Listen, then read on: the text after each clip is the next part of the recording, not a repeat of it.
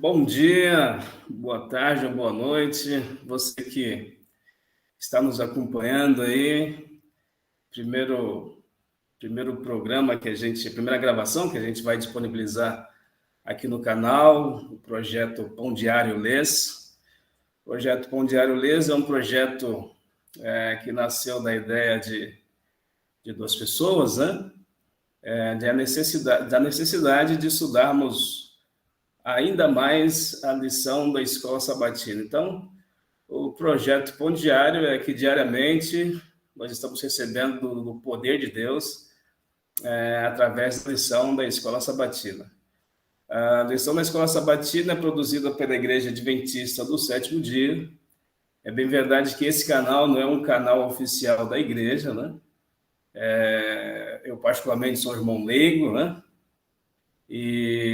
Mas tem a participação de um pastor, teólogo adventista, pessoa de bastante conhecimento e um grande amigo, um grande irmão, que vai estar nesses dias de gravação compartilhando o seu conhecimento conosco e, sem dúvida alguma, Deus vai abençoar de maneira poderosa, como já tem nos abençoado, né? Gostaria de chamar o nosso querido pastor, irmão Esinaldo Pereira, diretamente de Belém do Pará. Bom dia, boa tarde, boa noite, né? Quero cumprimentar aí meu amigo Adão, prazer aí estar com você aqui nesse canal. Também quero cumprimentar aí todos os nossos amigos e amigas que estão nos assistindo. A gente não sabe de onde você está assistindo, talvez você esteja aí dentro do carro, talvez esteja na sala de casa, não sei, talvez esteja no local de trabalho, mas é uma alegria cumprimentá-lo. E talvez você também já esteja aí nas horas do sábado, estudando a lição, ou então até mesmo assistindo esse vídeo. Então é uma alegria estar com você aqui e juntos com Adão aí a gente vai estudar a lição, então recapitular a lição, pegar aqui os pontos principais aqui da lição. Exatamente, meu pastor. Eu acabei não dizendo, né? Mas eu sou o irmão adventista, né? Membro da Igreja Adventista de Embu das Artes, do Jardim Independência 2, né? Me chamo Adão Cândido, sou pai da Andressa Cândido, do Yuri Cândido, também membros da Igreja Adventista da Independência 2. Tenho como esposa, minha esposa, uma bênção de Deus, né? Andréia Cândido também. Manda um abraço para ela. Vai estar assistindo aqui conosco. E, enfim, é um prazer, né, compartilhar com os nossos queridos irmãos a lição da Escola Sabatina. Estou com a lição aqui, Legal. Lição da Escola Sabatina. Eita, rapaz, isso aqui é o Pão Diário, né? Então, livro de Hebreus, mensagem para os últimos dias. E como está rica, rapaz. Essa lição está demais, podemos dizer assim, né? Já começamos o ano 2022 aí bem, né? A carta aos Hebreus é uma carta desafiante. É uma das, assim, na verdade, qualquer ou todo livro da Bíblia é importante, mas a carta aos Hebreus ela tem uma relevância, assim, primeiro porque há uma discussão em torno da autoria da carta. Boa, perfeito. Há uma discussão em torno da autoria da carta, porque é uma carta diferente dos outros 27 livros do Novo Testamento, porque é uma carta que não apresenta a autoria. Ela não começa assim apresentando a autoria, né? Por exemplo, o Evangelho de João, o grande Evangelho de João, a gente bem sabe que foi João que escreveu, porque há elementos aí que o próprio João ele consegue se identificar quando ele fala assim, o discípulo a quem Jesus amava, etc. Era um recurso da época que eles usavam assim sempre na terceira pessoa, né? Então a gente sabe Lucas, ele mesmo se introduz, o apóstolo Paulo nas suas cartas, eu, Paulo e tal, etc. Mas Hebreus, quem escreveu? Interessante essa questão, né? Nós estamos até argumentando sobre isso ontem, né, Isinaldo, com relação o motivo pelo qual, de repente, Paulo não se identifica, né? Já dizendo que é Paulo aqui, já dizendo que é Paulo. Por que isso, né? Porque de repente ele não se identifica, né? O apóstolo Paulo ele é enfático quando ele diz assim: olha, eu sou o apóstolo de Cristo, vocês não devem contestar essa questão. Mas por que eu não posso contestar essa questão? Porque o próprio Cristo me chamou, né? Em Gálatas, e nas cartas dele, ele deixa isso muito evidente. Só que chega na carta aos Hebreus, além de ter uma mudança, entre aspas, assim, nós podemos dizer assim, muito significativa na questão literária, da forma como escreve, né? Embora seja muito profundo teologicamente, existe essa mudança, digamos, na forma literária, e existe, entre aspas, essa omissão, não? Ou exatamente a omissão, sem as aspas, né? Uhum. E realmente leva as pessoas a ficarem indagando quem seria o autor. Será que Lucas? Será que... Até Áquila e Priscila, que eram amigos, né? Trabalharam ali com Paulo, né? Quem seria? Barnabé, talvez, quem sabe seria o autor dessa carta aos Hebreus. Porém, você precisa dar fonte para nós aí, que deixa claro quem é o autor dessa carta aos Hebreus. Na verdade, há uma discussão, inclusive até o próprio Apolo também já havia sido indicado para ser aos Hebreus, né? O autor da Epístola. Mas, assim, há algumas evidências de que realmente nós tendemos a pensar e acreditar que foi Paulo. Assim, primeiro, a linguagem técnica e teológica. Se a gente comparar Hebreus com as epístolas de Paulo, a gente percebe que há termos, há frases, a maneira de escrever, a maneira de argumentar é semelhante às outras epístolas de Paulo. Romanos, Gálatas, Coríntios. Então, assim, a maneira de argumentar é semelhante a essas epístolas. Por exemplo, havia na época também, ali no primeiro século, algumas técnicas de escrever, algumas técnicas de argumentar, e somente pessoas com assim, um grau de estudo ao nível do Sinédrio, doutores de teologia, escreviam daquela maneira. No caso, Paulo, antes de ser convertido ao cristianismo, ele era membro do Sinédrio. Exato. E para ser membro do Sinédrio tinha que ser doutor da lei. Sim. E somente doutores da lei escreviam com aquela técnica. A gente encontra isso em Hebreus. Sim. Isso é muito interessante. E assim, nós bem sabemos que se a gente, por exemplo, se a gente comparar assim a Epístola aos Hebreus com as outras epístolas, a gente percebe a temática também ela é semelhante. Por exemplo, Hebreus mesmo, a gente vai recapitular, já recapitulamos a seleção, Hebreus mesmo já vai introduzir nos primeiros capítulos a exaltação da pessoa de Jesus Cristo. Elemento predominante na Epístola aos Filipenses, na Epístola aos Colossenses. Então, pela temática, a gente percebe que é Paulo. Agora, sim, é interessante a comentarista Ellen G. White, né? Ellen G. White, no livro Grande Conflito, se eu não me engano a página, acho que você tem a página aí, talvez, o Grande Conflito, Ellen G. White, ela refere-se a Paulo como o escritor de Hebreus. Sim, sim. É lógico, a nossa fonte primária para a gente acreditar que seja Paulo não é Ellen G. White, é a própria evidência interna da carta, como eu mesmo estou mostrando aqui, demonstra-nos que é Paulo. Então, sim. Assim, eu mesmo, particularmente, eu não tenho sombra de dúvida que seja Paulo que verdadeiramente tem escrito essa importante epístola.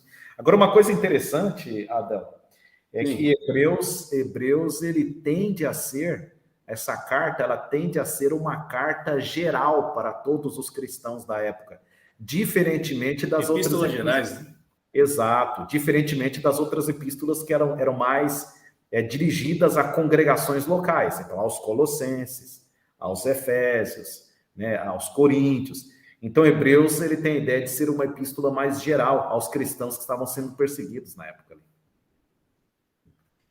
Eu estou pegando a fonte aqui, Zinaldo, é o Grande Conflito, na página 347, né? E 411 também tem uma coisa ali, a senhora White afirmando, né? A escritora L.G. White afirmando, Sim. Paulo ser o autor da carta aos Hebreus. E pegando exatamente essa questão de Hebreus, né? Às vezes assim, a galera está na igreja e pergunta assim, mas Hebreus, o que significa Hebreus, né? É bacana para nós introduzirmos legal, nós vamos falar um pouquinho desse panorama geral. E falando desse panorama geral, a princípio eu gostaria que argumentasse essa questão aí do nome Hebreus. Por favor, pode ficar à vontade. Sim, há uma ideia de que a palavra hebreu, que na verdade é uma palavra antiga, né? Essa palavra ela nos remete a Abraão, o pai da nação israelita. Então a ideia é que Abraão tenha sido o primeiro hebreu, os patriarcas lá atrás, os primeiros hebreus. Mas essa palavra me parece que ela tem uma raiz de servo também. Então, hebreus são servos, entendeu? Há essa ideia. Há essa ideia de que os hebreus aqui sejam servos. Por isso que É por isso que a carta ela pode ser dirigida de uma forma geral. Então, talvez Paulo esteja falando a todos os servos de Deus, a todos os descendentes de Abraão, não somente os israelitas de sangue, os judeus de sangue, mas Paulo ele fala, acho que é na carta aos Gálatas, ele fala assim que todo aquele que aceita Jesus Cristo como Salvador, até mesmo gentil, são filhos de Abraão. Sim, então são hebreus. Maravilha, e é exatamente essa questão que você falou do público-alvo, né? Os hebreus, então, nós poderíamos dizer em linhas gerais que os hebreus são o povo de Deus, que também os hebreus seriam os israelitas, que também os hebreus seriam os judeus. Isso. E exatamente para esse público específico, né, dos judeus, que essa carta é direcionada, assim, né? Embora, como tu bem disse, ela é direcionada, ela é uma epístola geral e em todos os tempos as pessoas podem ler essa carta e tirar as lições para a sua realidade atual. Lá, quando foi escrita, né? E, inclusive, essa é uma coisa bacana de se dizer também, mais ou menos a época quando foi escrita, né? Tem uma ideia aí que a carta é escrita entre 64 a 68, né? Isso é importante, não? Antes da destruição do templo, porque o templo de Jerusalém é destruído no ano 70. E eles conservam alguma coisa assim de rituais, etc. E na carta aos Hebreus não existe uma citação específica a respeito da destruição do templo. Ou seja, esse argumento é muito forte. Um evento de tamanha monta, de uma proporção incrível, o templo era a casa de Deus na terra, então não haver essa especificidade de informação a respeito da destruição do templo, deixa claro que a carta ela é escrita bem antes, né? Ou bem antes, não digo, mas antes da destruição do templo, e aí tem uma ideia aí que entre alguns estudiosos, que entre 64 a 68, mais ou menos, a carta é escrita. Mas esse público-alvo específico... Ou até mesmo, viu, Adão? Desculpa te interromper. Até mesmo um pouquinho antes, sabia? Ali em torno de 61 para 63. Sabe por quê? Sim. Porque Paulo, ele morre no ano 63. Ele morre no ano 63, máximo 64, mas é mais aceitável 63. Por quê? Porque ele morre no mesmo ano que Pedro morre. Então, Pedro é crucificado de cabeça para baixo em Roma e Paulo é decapitado no mesmo ano. E o ano é 63. Então, a ideia é que a Epístola aos Hebreus ela tenha sido escrita menos de uma década antes da destruição do templo. Então, o templo foi destruído no ano 70, então a gente pode colocar a carta aos Hebreus no máximo no ano 63. É por isso que a carta, é interessante isso que você falou, a gente encontra menções dos serviços do santuário. Exatamente. Ele fala dos sacerdotes, etc., que ainda oferecem sacrifícios, Sim. que são sombra, né? Então a gente percebe ele mencionando os serviços do santuário no tempo dele. E o Paulo, no caso aí, ele termina de escrever a carta aos Hebreus, né? Porque João, ele não termina de escrever o seu evangelho, né? Lucas também não. Lucas também não, né? Mas o apóstolo Paulo ele termina, então, de escrever o evangelho, ou seja, se ele morre, então, no ano 63, então, sem dúvida alguma, é um pouco anterior, né? E dá bastante argumento aí, de 61, 62, enfim, e até 68, aí a ideia de uma galera geral aí que foi escrito a carta aos Hebreus. Interessante, Asinaldo, que Paulo, esse teológico fantástico, né, rapaz, ele os temas de Hebreus, assim, as coisas que ele diz ali, somente um judeu, e aí vem a questão do Hebreus, né, somente um judeu entenderia o que Paulo está falando, que é muito profundo. Né? De repente, uma pessoa leiga começasse a ler aquelas questões. Eu estava pregando um dia desse, pela graça de Deus, na igreja, e estava falando que o primeiro livro que eu li na vida, né, foi a carta de Apocalipse, né?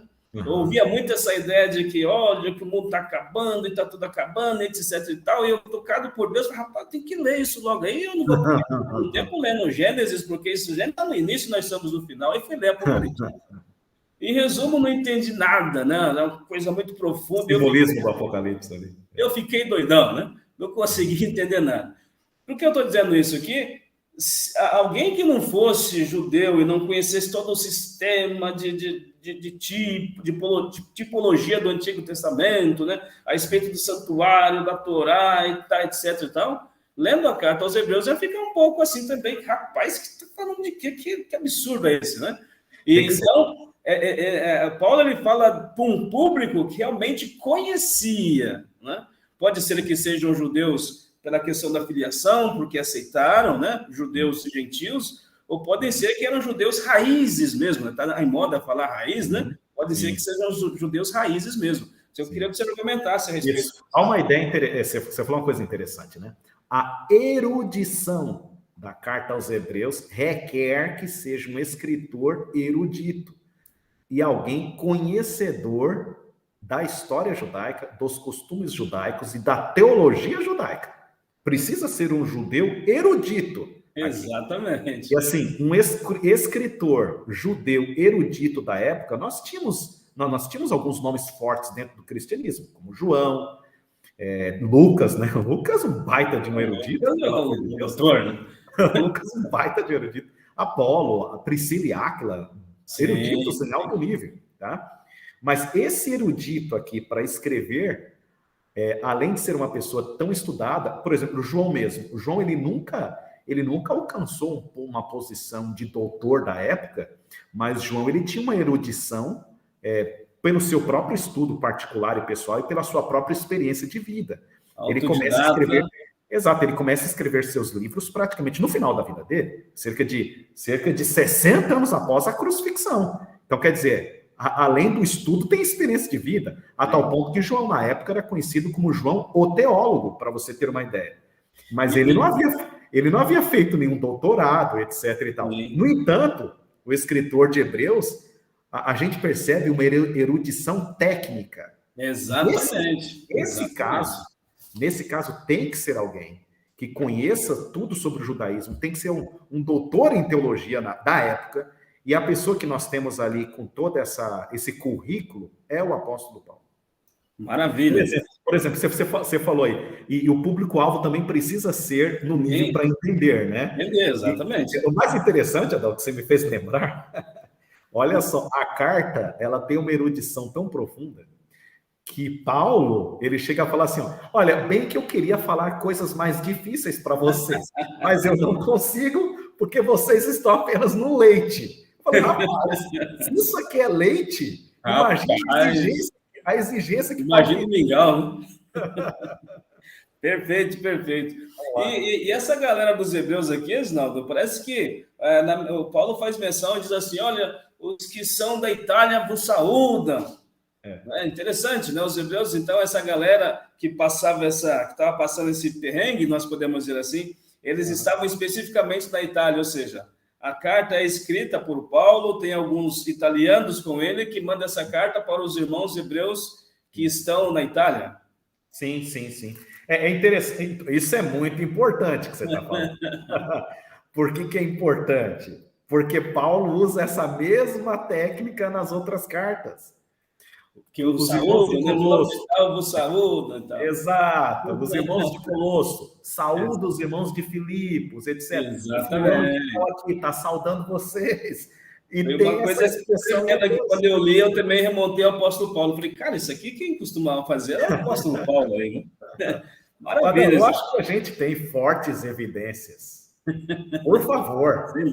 Tem fortes evidências. Eu não posso falar que foi Mateus que escreveu o livro. Embora não haja nenhum problema, Mateus também era um erudito. Mas nós temos fortes evidências. Foi o apóstolo Paulo. Maravilha. É uma coisa que nós sabemos que pode ser, não digo que fracionada, mas subdividido o livro de Hebreus, né? E eu peguei uma subdivisão aqui, que subdividia ali o livro de Hebreus em 4 partes, mas eu já vi outros argumentos que dividiam em 6, outros em 8, outros em 10, fatiando para melhor entender a ideia que o autor queria, né? Então, nós entendemos aí que o apóstolo Paulo, né, ele escreve essa carta para esses nossos irmãos hebreus, judeus, que estão na Itália, e essa galera está passando uma situação difícil, né? Praticamente mais de 30 anos após Jesus Cristo ter subido aos céus, e eles estavam sofrendo uma perseguição, em alguns momentos aprisionamento também, né? E alguns desses irmãos hebreus, inclusive, sendo judeus e conhecendo todo o processo ali que era feito, da tipologia no santuário terrestre e tal, de estar fazendo as a morte de cordeirinhos, todo aquele processo cerimonial, né? Sim. A tipologia ali que apontavam para Cristo, alguns deles queriam fazer, continuavam a fazendo, né? E alguns que não faziam eram olhados de forma marginalizada, digamos Exato. assim. Olha, você deveria fazer. E o livro de Hebreus, você deveria fazer esses cerimoniais todos, ainda que você seja um judeu cristão, né? E o livro de Hebreus vem querendo acabar com isso, digamos assim. Corrigir, né? Simples, né? Então, essa subdivisão devia mais ou menos o que o livro de Hebreus ali, eles exaltam a pessoa de Cristo, o seu sacrifício, a sua pessoa, né? Acima de todo o processo tipológico que tinha no Antigo Testamento ali. Então, no capítulo 2 e o capítulo 1, capítulo 2, é falado sobre os anjos e a Torá, dizendo que Jesus é maior que os anjos, maior que a Torá. A outra divisão, capítulo 3 e o capítulo 4, falando que Jesus é maior que Moisés. Moisés levou o povo para uma terra prometida, mas Jesus uma terra prometida terrestre, mas Jesus está levando o povo para uma terra prometida eterna, né? A outra divisão, a terceira, seria o capítulo 5 ou capítulo 7, falando do sacerdócio, que Jesus Cristo é maior do que os sacerdotes que tinham que oferecer sacrifícios por si mesmo, né? Mas Cristo, ele é o próprio sacrifício, digamos assim. Ele não é da ordem dos sacerdotes de Arão, Levítico, né? É da ordem de sacerdote de Melquisedeque. E a quarta divisão aqui fala a respeito do sacrifício de aliança, né? O sacrifício de Cristo é maior que todos os sacrifícios das alianças que Moisés passou para o povo lá atrás. Enfim, enaltece Jesus Cristo dizendo a sua superioridade ali, né? E eu acho que a partir daí a gente consegue entrar na lição. Por favor, eu queria que você discorresse no sentido aí. Vamos lá. Não, mas é interessante essa estrutura que você apresentou, né? Eu acredito que a gente ler a Bíblia assim é melhor para a gente compreender, né? A gente conseguir pegar as estruturas, porque a gente consegue entender o pensamento do escritor, para onde ele está querendo conduzir o leitor. Perfeito. E eu acredito que o autor da lição é o Dr. Félix Cortez, né, especialista em Novo Testamento da Igreja Adventista, muito boa lição. Eu acredito que a gente precisa entender também a linha argumentativa do autor da lição, né, a maneira como ele distribuiu os assuntos aqui. Perfeito. É interessante, né? Assim, já entrando no capítulo 1 e no capítulo 2, que praticamente a lição dessa semana ela tratou especificamente do capítulo 2, mas trazendo alguns comentários do capítulo 1. Sim. A Epístola aos Hebreus, o tema geral dela, assim como você deixou bem colocado nessas 4 partes, é a exaltação da pessoa de Jesus Cristo. E é muito forte isso aqui, a maneira como já começa a carta. A lição da semana passada mostrou que Cristo, né? Cristo é a suprema revelação de Deus. Havendo Deus outrora falado muitas vezes, muitas maneiras aos pais pelos profetas, nesses últimos dias nos falou pelo Filho, a quem constituiu o herdeiro de todas as coisas, pelo qual também fez o universo. Então é muito interessante a maneira, Paulo ele já chega arrebentando já, entendeu? Já chega, esse é o maior, é a maior de todas as revelações, ele fez o universo, ele sustenta, olha só, Cristo não só fez o universo, o que me chamou a atenção é que ele sustenta o universo. Então, no capítulo 1, a gente tem Jesus Cristo sendo exaltado como sendo Deus, exatamente, o Supremo Criador. Agora, é interessante que há uma comparação no capítulo 2, que a lição dessa semana ela tratou do capítulo 2, né? Se no capítulo 1 Jesus é o Deus Supremo, no capítulo 2 ele é Jesus humano. Então, há essa comparação. Eu quero ler aqui, o amigo que está em casa aí, você pode acompanhar também na sua Bíblia, né? É importante que você tenha a Bíblia em mãos, e um lápis, uma caneta, quiser anotar aí, Hebreus capítulo 2, versículo 14, que foi assim o texto áureo dessa semana, porque a gente se concentrou, Hebreus capítulo 2, verso 14, é importante que você acompanhe. Eu vou ler aqui na minha Bíblia e diz assim: visto, pois, que os filhos têm participação comum de carne e sangue, destes também ele igualmente participou, para que por sua morte destruísse aquele que tem o poder da morte, a saber, o diabo. Esse texto ele é muito forte. Sim. Eu quero destacar aqui, Adão, essa expressão aqui, ó. Visto, pois, que os filhos têm participação comum de carne e sangue. Olha que interessante aqui. Essa é uma expressão técnica que o apóstolo Paulo usa em suas epístolas. Carne e sangue, carne e sangue. Ao usar essas duas expressões, ele queria dizer assim, participação humana, Sim. ser humano, entendeu? Então a gente percebe que o verso fala que Jesus Cristo também participou da natureza humana. Ele também foi humano e é humano. E essa expressão carne e sangue significa humano tão quanto nós. Sim, perfeito. Então, assim, isso é profundo demais. Eu já quero me adiantar aqui aos nossos amigos e amigas que estão acompanhando. Vou ser sincero para vocês, a gente pode passar aqui 40 minutos, 1 hora, 2 horas, Muito uma pouco. semana, 1 mês, 1 ano, décadas, nós nunca vamos entender o que é isso aqui. É um mistério. Como que o Deus, até me arrepia, tô falando aqui, como é Sim. que o Deus do universo se tornou humano? Exatamente. Então, assim, Adão, vou ser sincero para ti, Adão, me desculpa pela minha ignorância, mas a minha cabeça, ela não consegue processar o pensamento. Não dá para processar o pensamento. Sim. Não sei se você concorda comigo. Não, perfeito. Na verdade, esse é um mistério, né? Esse é um mistério que pelos séculos internos da eternidade estudaremos e não compreenderemos o amor de Deus. E quanto mais a gente estudar, mais difícil vai ficar de entender. E mais gostoso vai ficar de estudar.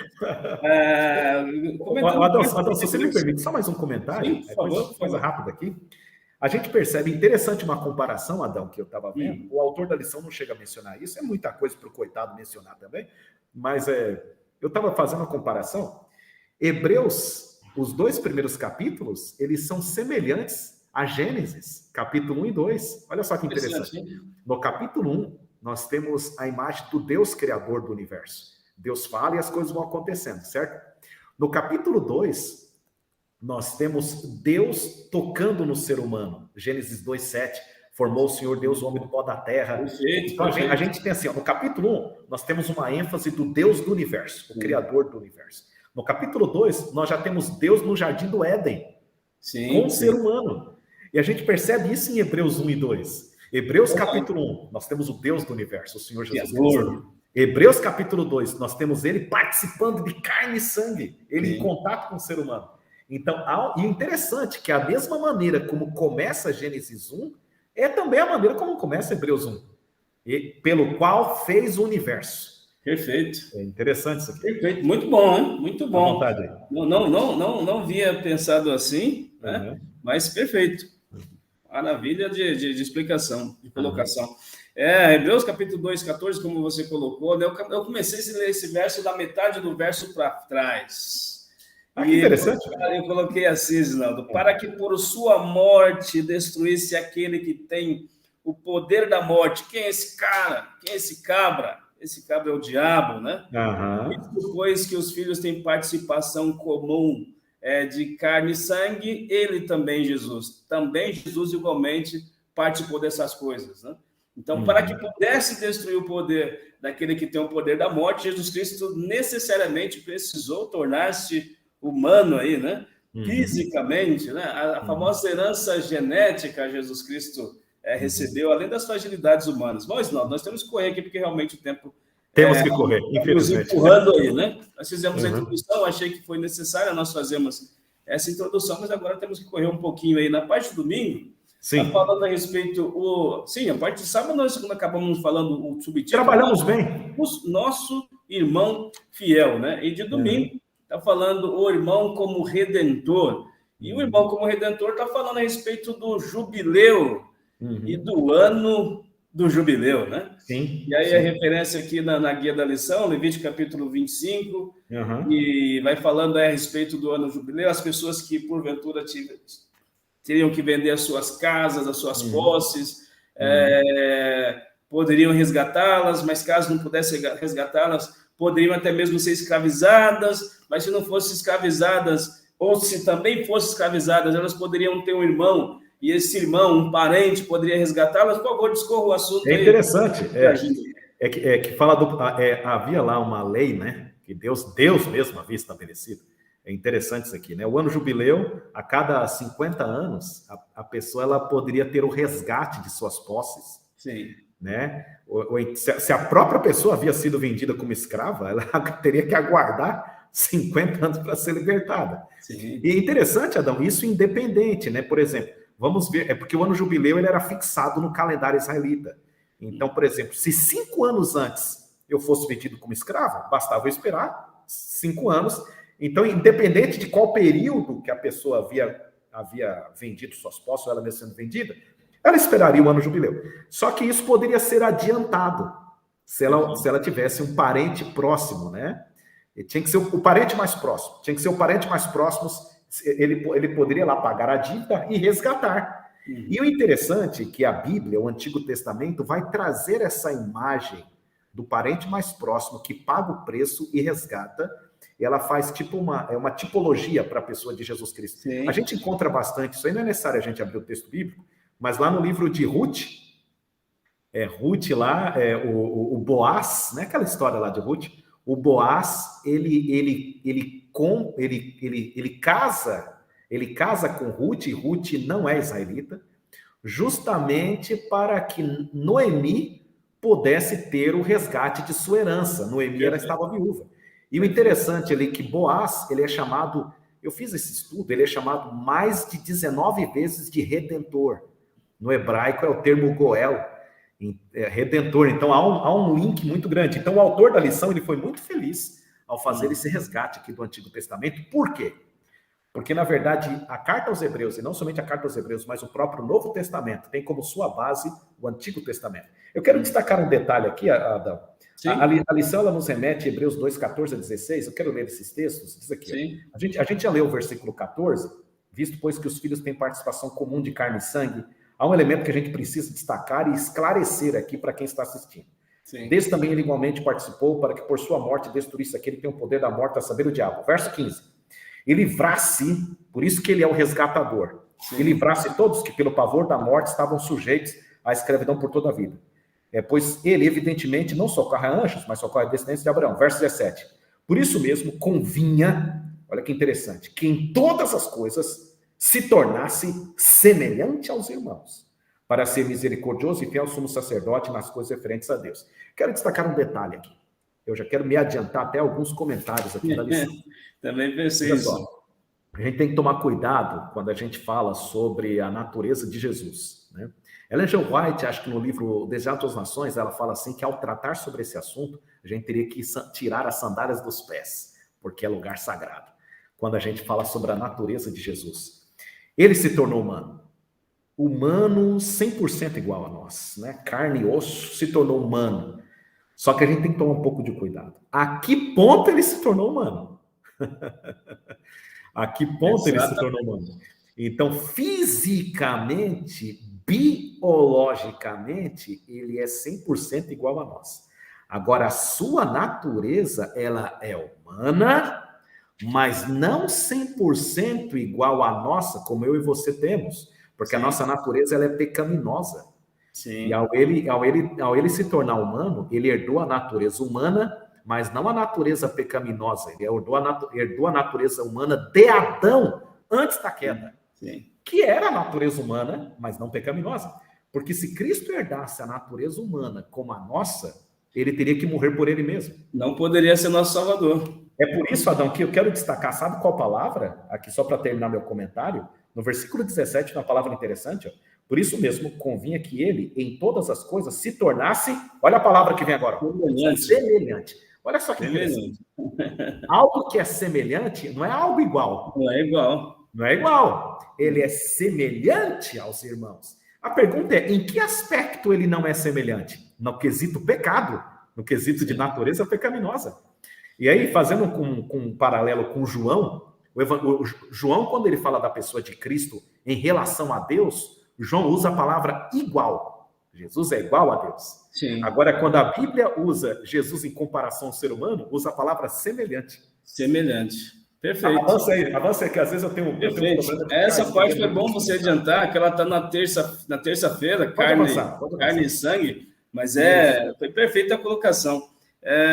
Rapaz, eu acabei, viajando aí, tão gostoso aí ouvir tu falar, que acabei passando essa questão aí.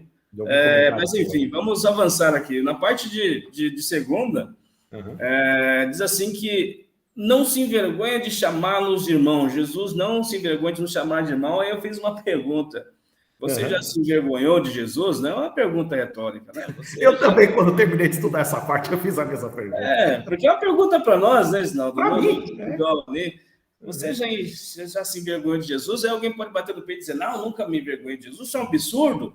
Aí você pode ajustar a pergunta e dizer assim, em algum momento você se envergonhou. Porque Jesus aqui, em nenhum momento ele se envergonhou, né? Adão, eu acho que sua pergunta é muito importante. Sabe por que ela é importante? Sim. Porque acho que a lição, a gente, você percebe que a gente está muito no campo teórico, né? Sim, a lição ela tem que ser prática. Sim, ela tem que ser pra prática. Gente. Né? Então, assim, por exemplo, às vezes eu quero falar aí para o amigo ou amiga que está nos assistindo, né? Você está lá naquela universidade, que não é uma universidade de confissão cristã. E aí na sala de aula, e ali está, talvez ali algum comportamento contra o cristianismo. Você tem condição e força para falar que você é cristão? Né? Então, essa pergunta ela é muito importante. Talvez a gente responda imediatamente, não, nunca me envergonhei de Jesus Cristo. Será? Sim. Prossiga aí, Adão, desculpa.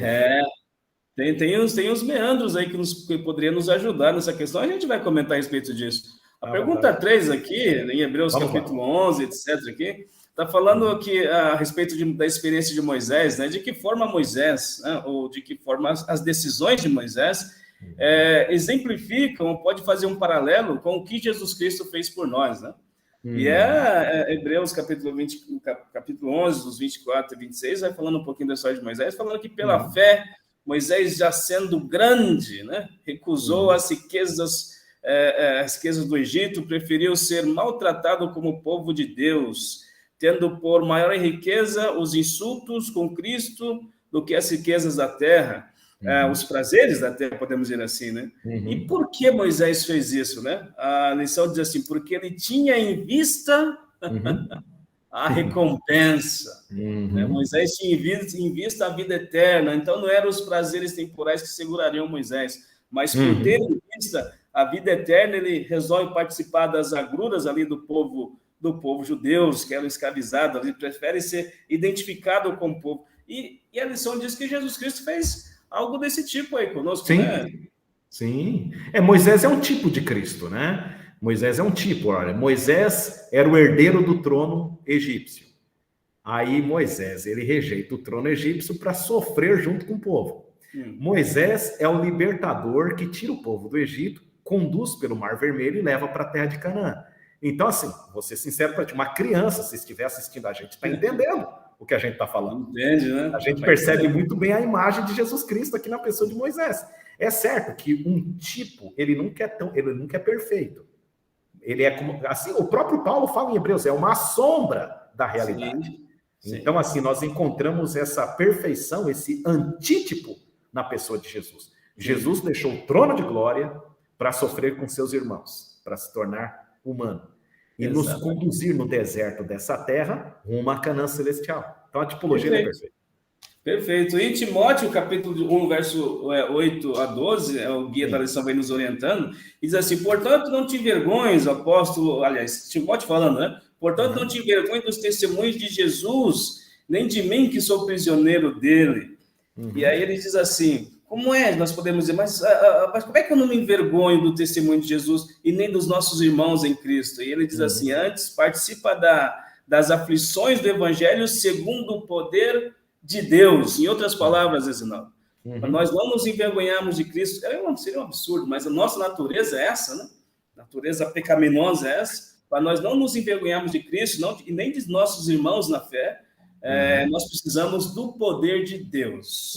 Então, em qualquer momento que nós estejamos, digamos assim, envergonhando ou não testemunhando a favor de Cristo, ou nos envergonhando ou não testemunhando em favor dos nossos irmãos, é porque, infelizmente, nós estamos longe do poder de Deus. E o guia da lição ainda diz assim, depois de sofrer perseguições e rejeição, muitos dos hebreus começaram a sentir vergonha de Jesus por suas ações. Alguns correram risco de expor Jesus à zombaria, em vez de honrá-lo. Hebreus capítulo 6, o verso 6. Interessante isso aqui. Por suas ações, alguns correram risco de expor Jesus à zombaria. E eu fiquei pensando o seguinte, não. Aquela pessoa que é um cristão, né, que aceitou pela graça de Deus a Jesus como Salvador pessoal, ele pode levar Jesus à zombaria, pode fazer com que algumas pessoas zombem da religião que ele julga ser a que conduz à vida eterna, por causa das suas atitudes, né? Por causa, talvez, da sua identificação com as coisas do mundo, né? Infelizmente, tem alguns cristãos que você tem que fazer um esforço muito grande, ou ficar sabendo por A ou B ou C pessoa que ele, de fato, é um cristão, porque você não consegue ou identificar, primeiro na fisionomia, né? É verdade. O rosto iluminado. E primeiro, e depois pela sua forma de se vestir, pela forma como come, pela forma como usa as modas, pelos seus divertimentos. Então, esse tipo de comportamento pode fazer com que algumas pessoas que não conhecem Jesus não queiram conhecê-lo. Isso seria uma zombaria, um insulto com a pessoa de Jesus. Causando vergonha, né? Nós estaríamos nos envergonhando de Jesus. Exato, e vitupério para o nome de Cristo. Essa lição é muito apelativa, essa lição aqui de não se envergonhar de chamar de irmão, né? Fiquei pensando, rapaz, Jesus não se envergonha de me chamar irmão. Rapaz, quem eu sou, rapaz? Que Jesus me chama de irmão. Quem é o filho do homem, né? Por que eu vou me envergonhar de Jesus Cristo? Adão, eu tenho uma sugestão aqui. Eu acho que a lição de terça-feira nós já comentamos sobre a natureza humana de Jesus, né? Se você quiser avançar aí para quarta e quinta, a gente vamos tem fazer que tomar cuidado com o tempo. Eu sei que o amigo e a amiga que está nos assistindo aí talvez tenha seus compromissos também, mas pode avançar aí. Perfeito, chegamos nas partes finais realmente, né? Quarta-feira fala a respeito do aperfeiçoamento por meio de sofrimentos. Isso aqui eu achei muito profundo, Isnaldo. Está falando que Jesus Cristo, para que ele pudesse ser nosso suficiente Salvador, ele precisou passar por aflições, por sofrimentos, para que ele pudesse entender o ser humano e pudesse socorrer o ser humano, ele precisou sofrer na carne. E isso não é uma verdade teológica, isso não é uma verdade bíblica, né? Então é preciso entender como é que funciona, como é que esse sofrimento de Jesus Cristo foi um benefício para nós. Porque, de certo, não foi um benefício para ele. Mas como é que é um benefício para nós? Eu acho, Adão, que o autor da lição, o doutor Félix Cortez aqui, ele está sendo muito estratégico. Ele está nos preparando para os próximos temas aí pela frente. Sabe por quê? Olha só. O maior tema de Hebreus está no capítulo 8, versículo 1, que é Jesus como nosso sumo sacerdote. Perfeito. Lá no capítulo 8, verso 1, fala assim, ora, a suma das coisas que temos dito, resumo de tudo. Quer dizer, o principal de tudo é que nós temos um sumo sacerdote, né, ministro do santuário e tal. Só que é o seguinte, presta atenção comigo. Para Jesus ser um sumo sacerdote, que é o intercessor diante de Deus, ele tem que ter experimentado. Sim. O que um sacerdote faz? Ele intercede diante de alguém. O que é interceder? Interceder é pedir clemência, né? Tenha misericórdia e tal, etc. Só que para alguém fazer isso, tem que ter experimentado. Então, assim, olha a sequência interessante. Jesus é o nosso sumo sacerdote no santuário celestial, no templo de Deus no céu. Mas para que Jesus interceda por nós, ele teve que passar por aqui, experimentar, viver isso aqui. E aí sim a gente entende melhor essa palavra, ele ter sido feito perfeito. Não porque ele não era, mas essa questão de ter sido perfeito é ter obtido uma experiência. Ele é humano. Então, ao ele interceder por nós diante de Deus, ele fala, Pai, eu sei como é que é. Eu sei como é que é ser tentado, Pai. Eu sei como é que eu sou que nem eles. Então, assim, como humano, ele consegue segurar na nossa mão, e como divino, ele consegue segurar na mão do Pai. Perfeito. E ele une o ser humano com Deus. Perfeito. E essa é uma segurança, Zinaldo, para nós, né? Porque a Bíblia também apresenta Jesus Cristo como o nosso juiz. A parte de quarta-feira fala a respeito disso. Interessante. Mas assim, Deus poderia ser o nosso juiz, né? O Deus Pai poderia ser o nosso juiz, o Deus Espírito poderia ser o nosso juiz, mas apresenta Jesus Cristo como o nosso juiz. Por que eu estou dizendo isso? Porque essa segurança, digamos, não é para Jesus, não é para Deus, não é para o Espírito Santo. Essa segurança de que porque ele passou pelo sofrimento humano, ele é, digamos assim, é mais acessível, ele sente as nossas dores, isso é um benefício para nós, e não para ele. Sim. Porque é mais fácil para nós, como ser humano, falar assim, rapaz, como é que Deus vai me entender se ele não passou por aqui? Né? Porque Deus poderia ser nosso juiz, Jesus Cristo poderia, o Espírito Santo poderia ser nosso juiz, independente de ter se tornado humano ou não. Mas para que nós tenhamos fé na pessoa que passou pelos sofrimentos que nós passamos, é que Jesus passou pelo sofrimento que ele passou. Né? Então, o benefício é nosso, né? Porque ele seria justo, ele seria perfeito, independente de ter experimentado essas situações todas. Mas vamos avançar aqui, falar de quinta-feira, para a gente finalizar aqui. Diz que outra razão pela qual Jesus adotou nossa natureza humana e viveu entre nós foi para que pudesse ser nosso exemplo. E exemplo de quê, diz a lição? O único que poderia ser um modelo da maneira certa de viver diante de Deus. Isso aqui é muito profundo, né? Adão, se você me permitir, eu quero ler aqui Hebreus 12, 1 a 4. Vamos lá. Acho que um amigo de casa aí também, se quiser acompanhar. Eu leio aqui e você comenta, por favor, Adão. Você pode prosseguir com o comentário. Mas esse texto aqui ele é muito relevante. Ó. Portanto, também nós, visto que temos a rodear-nos tão grande nuvem de testemunhas, desembaraçando-nos de todo o peso e do pecado que tenazmente nos assedia, corramos com perseverança a carreira que nos está proposta. Agora vem o verso. Ó. Olhando firmemente para o autor e consumador da fé, Jesus, o qual, em troca da alegria que lhe estava proposta, suportou a cruz. Não fazendo caso da ignomínia, está sentado à destra do trono de Deus. Então, eu achei interessante essa parte, né? Olhando firmemente para o autor e consumador da fé. E aí, o autor da lição aqui, o Dr. Félix Cortez, não é à toa que ele colocou esse texto, Hebreus 12, porque ele relaciona o texto com o título da lição, Jesus como modelo. Sim. Então, um modelo é alguém que chama a atenção, é alguém que a gente fica olhando. Então, é por isso que fala que nós devemos olhar firmemente para Jesus, ele é o nosso modelo. Perfeito, perfeito. Nós poderíamos argumentar outras coisas mais, mas vai ficar muito extenso aqui a nossa bate-papo, e aí vai ficar desinteressante talvez para quem assista. É verdade. Então, nós encerramos com essa mensagem de quinta-feira, que Jesus é o irmão como o nosso irmão, como o nosso exemplo, como verdadeiramente devemos viver diante de Deus, né? Amém. Jesus foi dado por-se como cabeça da humanidade para que, por seu exemplo, pudesse ensinar o que significa servir. Louvado seja Deus. Capítulo 1, página 649 do livro Dredd e Conflito, da escritora Ellen G. White, né? Eu queria finalizar minha participação antes que você fizesse as considerações finais aí. Sim. Na minha concepção, aquilo que é o ponto alto da lição, né? Sim. Diz assim na parte de terça-feira, carne e sangue como nós, né? No nascimento, né? Na concepção virginal ali de Jesus, na concepção de Jesus pelo Espírito Santo, né? A natureza divina humana de Jesus foi gerada, né? Eu coloquei o seguinte, Reginaldo, uma linguagem simples, né?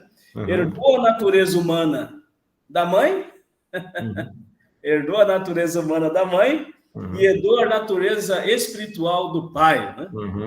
Ou seja, Maria era humana, o Espírito Santo era divino. Representando toda a humanidade ali. O Espírito Santo é divino, e quando Jesus é gerado em Maria, essas duas naturezas, elas se encontram. Então, Jesus era o divino humano. O ser divino humano. Maria ali está representando toda a humanidade, né? Quando diz lá, Gênesis 3,15, o descendente que nascerá da mulher. Então, essa natureza humana que Jesus é por isso que tem que nascer de algum humano, né? Vai nascer de Maria, lógico. Então, por isso que essa natureza humana que Jesus herda, ele é carne e sangue como nós, ser humano 100% como nós, com uma única diferença, a questão da moralidade, né? Ele herda a natureza humana antes da queda. Sim. Aí alguns, Adão, querem argumentar o seguinte: então assim era impossível para Jesus pecar, porque ele não tinha tendência, inclinação para o pecado. Aí eu volto à pergunta, sabe qual a pergunta que eu volto? Sim. Então eu faço a pergunta: sim, mas para Adão pecar, precisou ele ter a inclinação para o mal? Exatamente, perfeito.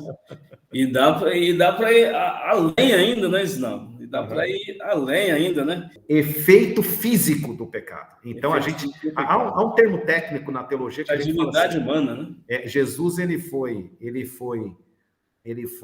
afetado pelo pecado, mas não infectado pelo pecado. Boa. Entendeu? Então, assim, ele foi afetado na questão física. Na questão física, ele foi afetado. Ele iria envelhecer, ele sentiu dor, ele sentiu fome. Esse é o efeito do pecado no físico de Jesus. Mas na sua natureza humana, ele não foi infectado. Então, em seu DNA, em seu gene, ele não tinha nenhuma inclinação para o mal. Ele era o anjo Gabriel, quando fala para Maria, né? O ente santo que há de nascer. Então, na sua própria concepção, é por isso que teve que nascer virginal. Por que teve que nascer de uma virgem? Justamente para não ter a questão da concepção. Porque se tivesse a concepção, já era. A concepção humana já era. Ele nasceria com as inclinações e com as tendências pecaminosas. Por isso tinha que ser de uma virgem. Para que o Espírito de Deus pudesse operar a lei. Porque se tivesse a participação de José, já era. Não teria como. O plano de salvação iria para o espaço. Então, essa é uma questão importante a gente terminar aqui. Assim, uma questão para a gente terminar, que Jesus Cristo, nosso Senhor e Salvador, é humano tanto quanto eu e você, com uma única diferença. Sua natureza humana pura, sem nenhuma inclinação para o pecado, sem nenhuma tendência pecaminosa, assim como Adão antes da queda. E alguns argumentos falaram, tá, então assim foi fácil para Jesus vencer, que não tinha nenhuma inclinação. Não, aí foi mais difícil. Sabe por quê? Ele sofreu uma tentação que nenhum ser humano sofre ou sofrerá. Qual é a tentação? A mais difícil de todas. Aí o camarada fala, Jesus nunca teve vontade de fumar, etc. Eu tô aqui morrendo de vontade de fumar. Calma aí, irmãozinho. Eu acho que é ele que tem que defender em causa própria, sabe por quê? Qual foi a tentação que Jesus passou? E ninguém vai passar. Sabe qual foi a tentação? Dele ser Deus. Sim. Não poder usar o poder divino. Aí eu faço a pergunta, alguém aqui que é Deus, que está nos ouvindo, que tem a natureza divina? Capaz. Essa é a pior de todas as tentações. Maior de todas as tentações. Maior de todas. Ele saber que é divino e ter um poder divino e não usar o poder divino. E não usar. Tem que sofrer, tem que obedecer e por aí em diante, né?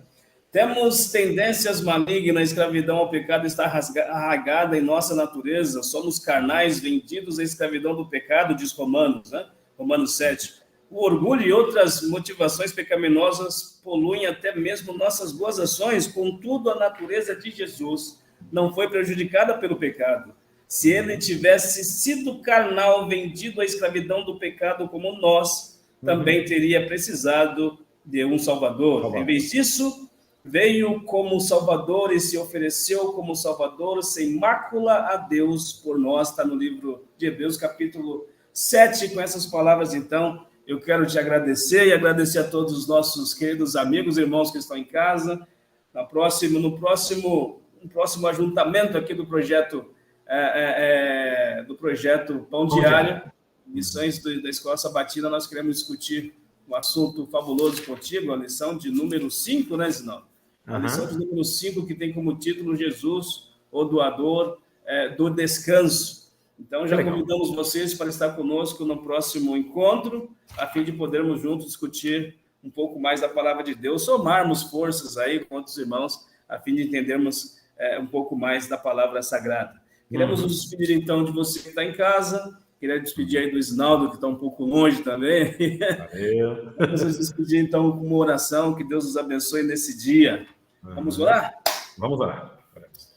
Bondoso Deus, nós te agradecemos pelos momentos fantásticos que passamos aqui em tua companhia, pelo momento fantástico que passamos aqui sendo instruídos pelo teu Espírito Santo, que foi o nosso guia, o nosso professor.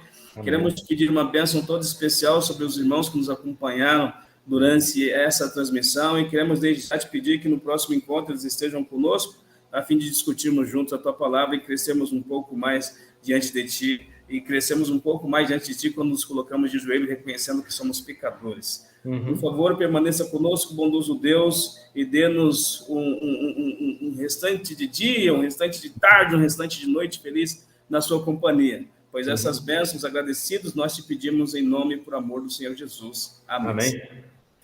Ok, Adão. Tchau. Forte abraço. Forte abraço. Que Deus te abençoe aí, meu amigo. E até o próximo encontro. Tchau, tchau.